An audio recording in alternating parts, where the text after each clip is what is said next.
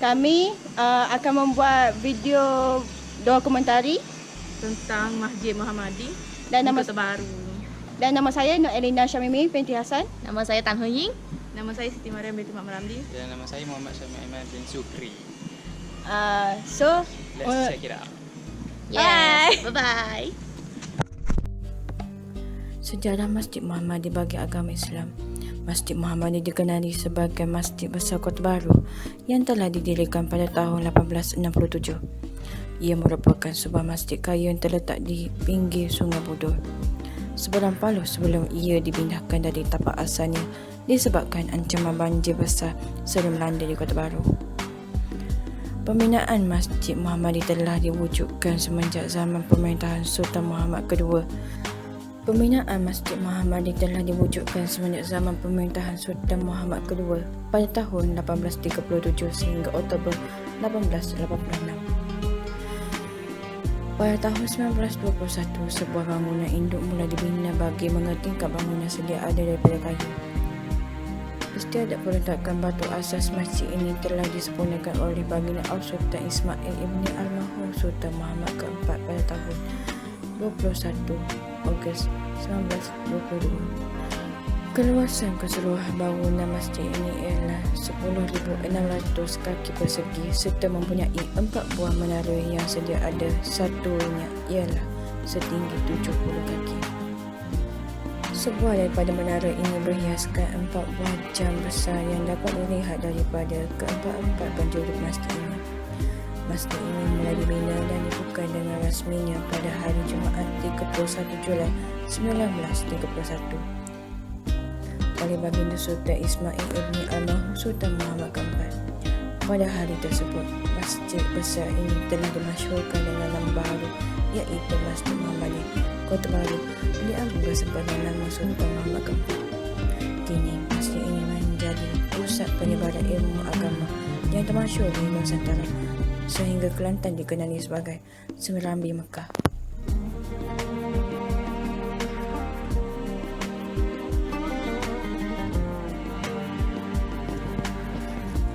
Bagi informasi, rumah ibadat ini bertempat di D1 Bandar Kota Baru 15000 Kota Baru, Kelantan, bernama Masjid Muhammadi Kota Baru. Perkara yang menarik di Masjid Muhammadi ini, ia mempunyai kemudahan asas seperti stor penyimpanan, tempat wuduk bagi lelaki dan perempuan, serta tempat meletakkan doa berhubung dan terbuka yang boleh memuatkan sebanyak 10 kenderaan dalam satu masa.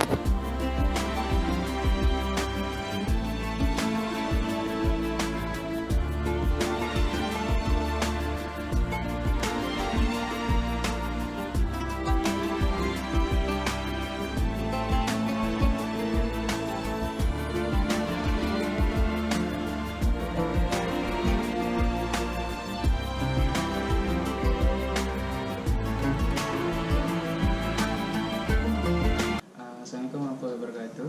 Okey, sekarang ni saya bersama dengan Muhammad Hafizuddin, Encik Muhammad Hafizuddin sebagai pembantu takbir di Masjid Muhammadi di Kota Baru.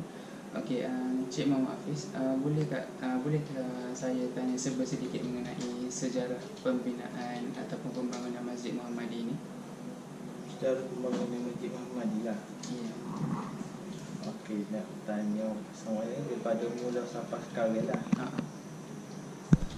Daripada mula sampai sekarang, ini sebenarnya macam buat masjid lain di zaman dahulu kala tu dia dekat dengan sungai, macam masjid kapal laut ke. Dia dipindahkan ke sini sekitar tahun 1897. Okey, bukan asas ini lah untuk masjid. Ini tampuk yang kedua. Tampuk yang pertama tu kita tidak dapat kena pasti kat mana, tapi di kat mana ni, Sungai Budur. Dia kawasan Sungai Budur tu ada tampuk masjid. Kita tak tahu tak tampuk masjid tu kat mana. Dan kawasan masjid sebenarnya di situ. Ke sini tapak kedua lah. Sini tapak kedua. soalan seterusnya, seperti kita tahu Masjid Muhammadi ni yang besar lah ya, kapasiti dia. Berapakah maksimum kapasiti Pak boleh muat dekat masjid ni? Termasuk lelaki yang perempuan. Semua dah kapasiti penuh. Kapasiti penuh. Kapasiti penuh. Kalau ikut Imam dulu cakap, macam Imam Zulkifli cakap, dia kapasiti penuh 5,000 cuma 5,000 jemaah. kita boleh tampung sampai 5,000. Waktu masuk ni, hak duduk di luar-luar tangga apa semua. Hak dalam masjid saja tu 5,000. Sekali dengan masjid tu, Sebenarnya masjid kan bangunan yang tiga-tiga ni kapasiti banyak juga. Okay, soalan seterusnya, siapakah pengasas untuk Masjid Muhammad ini? mengasah tu macam mana? Pengasas maksudnya, kalau tak pengasas pun mungkin banyak membantu dalam pembinaan masjid ini. Pembinaan masjid ni. Pembinaan masjid ni, okey, masjid sini dia start dengan masjid kayu. Masjid kayu ni mengikut keterangannya daripada sumber sejarah lah. Dia dipindahkan di sini atas perintah Sultan Muhammad Kedua. Jadi masa tu Sultan Muhammad Kedua dia nak satu masjid yang boleh dibuat tempat untuk solat jemaah, dia tempat mengajar ilmu agama Islam.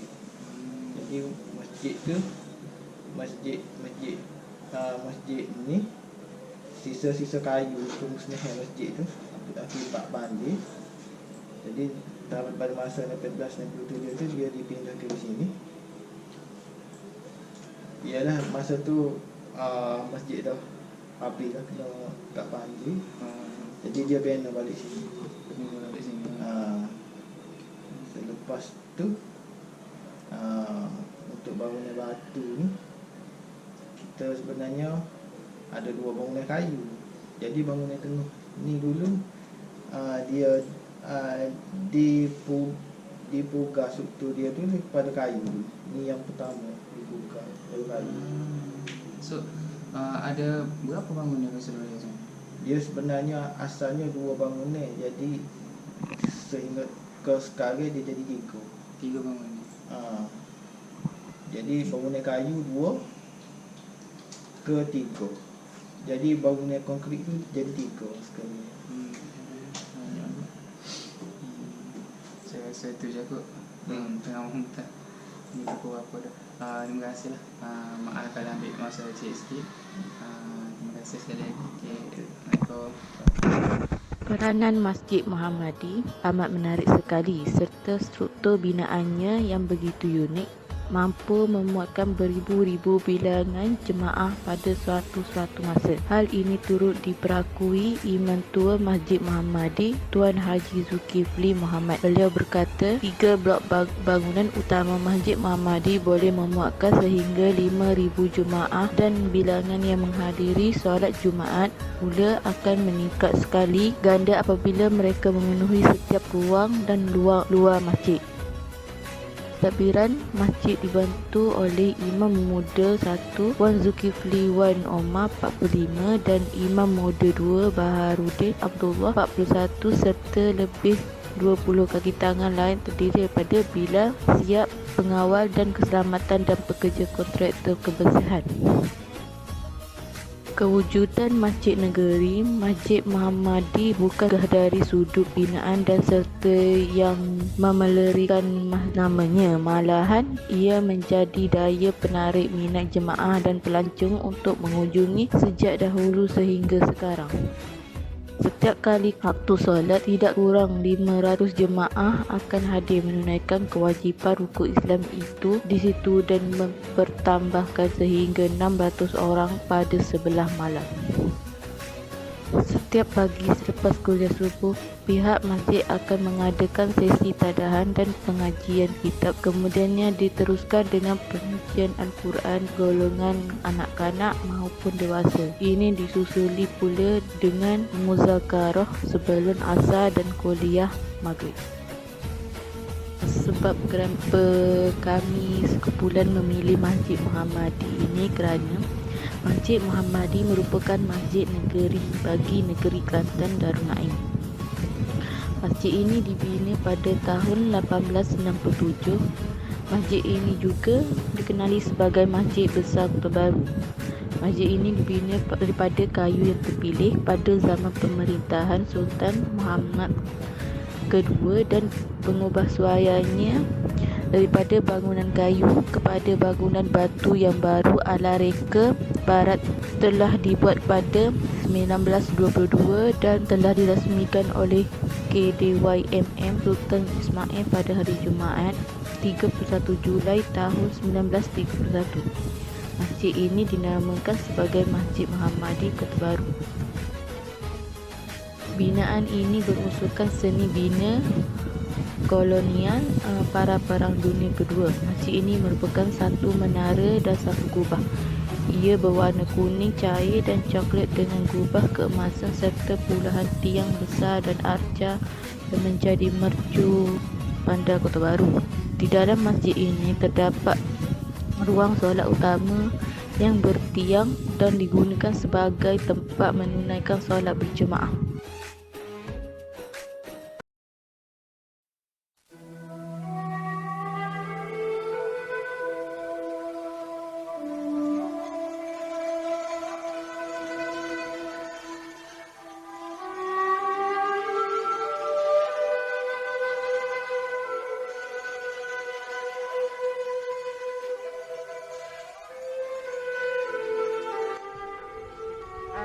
Assalamualaikum warahmatullahi wabarakatuh. Selamat pagi.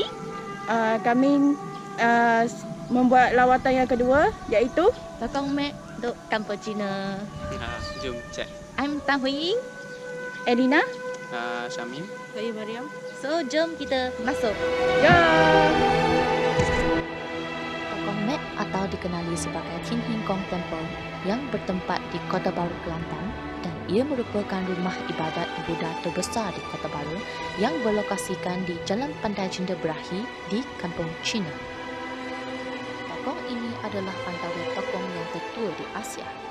Ia telah dibina pada tahun 1787 dan menjadi kebanggaan penganut Buddha di Kampung Cina, Kelantan, malah juga di Asia. Tokong ini telah mencegah usia 229 tahun. Menurut sejarah masyarakat Cina, pada masa itu, Tokong Mek adalah pusat kegiatan masyarakat Cina purba di Kelantan. Pada tahun 1727, muncul seorang lelaki dari Fujian, Changzhou, Liu Jia. Dia menaik sebuah kapal ke selatan tetapi menghadapi taufan dengan gelombang hanyut dan dia tiba di pantai Bacok, Kelantan. Ketika tubuhnya mendarat pantai, seluruh kewangannya tenggelam di laut. Hanya patung Mazu berada di sisinya. Setelah itu, beliau dan generasi kemudian membina sebuah tokong kepada Mazu. Selepas membuat lawatan pada dua tempat ibadat yang berbeza, saya rasa atur cara Tokong Mek berbanding dengan Masjid Muhammadi agak berbeza.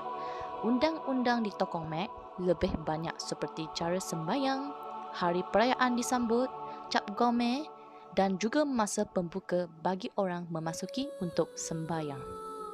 Manakala Masjid Muhammadi, saya rasa suasana di tempat itu tenang dan waktu buka dari pukul 5 pagi sampai 10 malam. Apabila waktu lapang, kebanyakan Muslim pergi berehat dan melakukan ibadat mereka bersama ahli keluarga. Pada setiap tahun, mereka menyambut Hari Maulidur Rasul sebagai mengingati Nabi mereka. 可以来了。要问东西啊？好要说他会回答。让我们问Daniel spontan。你要看他的字字，在那边有写，在图那边。可是还要我们问人呢。问人了。还要我们问这样哎。我们又不会回答。Lalu Hasan那种nak tanya apa? Nak tanya Berapa lama dah bina sini? 久呀。Ada ke? 那边有写。Ada dah 2 tahun 200 tahun lebih ke.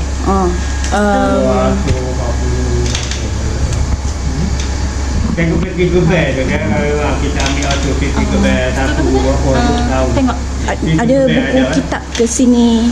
buku kitab 好像有吗 buku kitab 有吗 Buku kita ini kan orang dia dia. tak ada Tak ada. nak tanya gitu kan Hmm. Kan dah jawab tadi. 没有啦那 buku kitab 没有 Macam kalau sini agama Tuhannya nama apa? macam Macam orang pergi. macam makzu Mazul. Dia buat apa apa untuk penjagaan penjagaan sini? itu dia adalah untuk protection for the Dia jaga fisherman jaga ikan. tangkap ikan punya Oh. the fisherman because kan saya adakan dia jaga Dulu ada orang dia jaga the sea Hmm. ha. Jadi kalau sini dah setiap hari buka ke? making trial sampai pukul 2 Daripada pukul 7. 重庆pukul 7 Antara peranan Tokong Mat ialah menjadi pusat pembelajaran agama dan aktiviti budaya. Tokong adalah tempat penyembahan dan menderma, selain mengendalikan kelas Buddhism dan meditasi. Kebanyakan Tokong Buddha menjalankan aktiviti sosial dan kebajikan termasuk sekolah, rumah anak yatim, klinik dan rumah orang tua. Selain daripada itu, Tokong Mat merupakan tempat menjalankan aktiviti keagamaan yang utama bagi penganut Buddha, dan mereka menganggap bahawa patung-patung yang wujud di dalamnya sebagai lambang ketuhanan bagi kaum Cina, di mana setiap daripada patung tersebut mempunyai kuasa dan rahmat yang berbeza. Tengok air dia ada tulis kan. Ada putih. Ada tulis. Dia berapa ada pintu kedai ada 179 betul kan sama tu tak nama tu nama tu tak rasanya kan 179 berapa puluh tahun kan 140 lebih 150 他们要问那个油钱那个油箱的钱是拿来干什么的 itu untuk dia mau orang susah untuk pembinaan tokong itu ya itu Perayaan tu? Perayaan. 然后什么节日每次有这奖杯整个油那个23油23日要到了23他的生日是23他的生日maju生日dia 23 hari ni dia ada birthday dia birthday God Maju Oh, hari ni? hari bukan, 23 ni Oh, bulan 3 ni. Bulan 3 dia kalau Cina dia bulan dia bulan 4 kan Bulan dia 4. bulan 3 Oh. dia gitu dia bulan 3 Cina bulan 3 Cina bulan 3 23 bulan 4 ni lah kalau duk Cina dalam kalender Cina dia royak bulan 3bulan 3bulan 4 lah bulan 4 lebih dah 4然后现在那个 COVID 嘛哈COVID 它还会影响到吗好像会Jaya orang mari kan COVID pandemik ni bukan lah buat maya gitu ya buat simple tak macam besar dulu dulu waktu besar nyanyi ada nyanyi ada nari ada orang akeh ada semua ada lah sekarang ada makan tak ada dulu ada tak ada buat perayaan semua ada makan ada buat makanan maya saja buat semaya simple gitu Tokong Mat sebagai pusat penyelidikan kami ialah kerana ia mempunyai latar belakang yang bersejarah. Menurut sejarah rumah ibadah tersebut, Tokong Mat adalah antara tokoh yang tertua di Asia. Ia membolehkan kita mencari info-info lebih mudah dan cerita yang bersejarah bagaimana Tokong Mat dapat dibina dan dapat mengukuh sampai sekarang. Setelah melakukan penyelidikan terhadap kedua-dua buah pusat ibadat tersebut, saya mendapati bahawa setiap pusat ibadat mempunyai ciri-ciri mereka yang tersendiri. Sebagai contohnya, bagi Tokong Mat, ketika sembahyang, lelaki dan perempuan dibenarkan untuk bercampur ketika melakukan upacara sembahyang, manakala di Masjid Muhammadi pula, dan di masjid-masjid yang lain, upacara sembahyang akan dilakukan secara berasingan di mana lelaki tidak akan bercampur bersama dengan perempuan. Seterusnya, perbandingan yang dapat saya simpulkan daripada kedua-dua pusat ibadat tersebut ialah berkaitan dengan permohonan hajat. Contohnya bagi masyarakat Cina, mereka selalunya membakar kertas sembahyang emas atau lebih juga dikenali sebagai kimchua untuk memohon hajat kepada Tuhan mereka. Manakala bagi masyarakat Islam pula, mereka sering berdoa untuk memohon hajat kepada Tuhan mereka.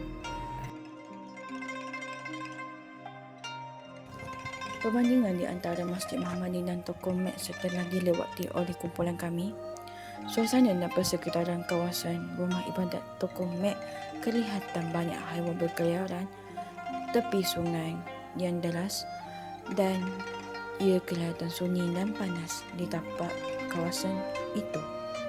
Akan tetapi di Masjid Muhammadi, suasananya kelihatan tenang dan sejuk walaupun ia kelihatan kawasan yang padat dan strategik. Selain daripada itu, proses penjumpaan urusan bersama orang tertinggi adalah berbeza, di mana Masjid Muhammadi perlu melakukan temu janji bersama Tok Imam, manakala di Toko Mek tiada orang tertinggi, tetapi sebaliknya hanya penjaga yang di mana penduduk tempatan yang menjaga kebersihan rumah itu. Perbezaan agama Islam dan agama Buddha ialah agama Islam mentauhid atau mengesahkan Allah sebagai Tuhan yang satu dan tiada sekutu baginya. Agama Buddha pula pada peringkat awal, pengikut setiap agama ini tidak mengetahui kuasa dan kewujudan Tuhan, iaitu tiada konsep Tuhan. Bahkan ada yang berpendapat bahawa agama Buddha sama dengan aliran ateisme.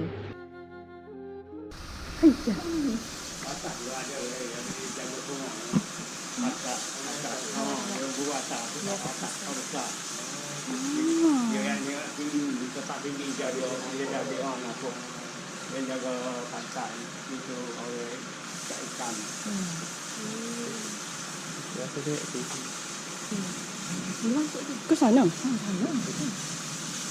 Mungkin sebab rumah tu kot tak boleh masuk. Sama. Kot. Sama. Sama. Sama. Association sama. Ni tahu yang apa ni? Untuk apa? Untuk bakar. Bakar apa? Bakar duit. Bakar duit. Yang kertas warna tu, warna kuning tu. Yes. Tapi untuk apa sebenarnya tu? Untuk kebaikan lah. Kebaikan itu. Sini pavilion pula. Okey. You kena bawa lah. Ada your favourite.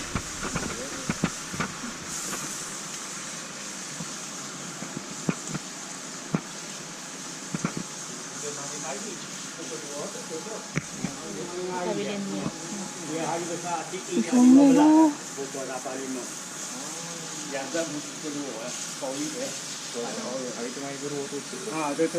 Lại cột两点挂呢哈。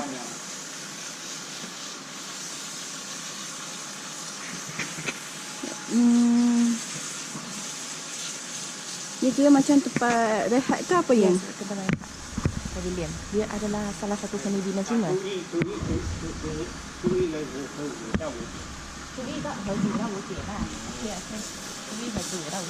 Apa? Kalau dia ada macam orang Cina dia ada sebulan dia ada 2 hari besar. Hari apa tu? Hari bukan kita guna kalender Cina. Kalender Cina dia hari pertama dengan hari 15. So dia buka sampai pukul 5. Bulan awal. Faham. Kita semayang hari juga kita ada special semayang. Ada special. Kalau hari biasa kita semayang bulan Jalak. Kalau hari sama dengan 15 kita guna kepada fruit semua apa dah? Fruit, flower, limau semua boleh. Finally. Itu sahaja daripada kami. I hope I hope you guys enjoy our vlog. documentary and vlog. Stay tuned for us for the next video. Thank you. Thank you. Bye bye.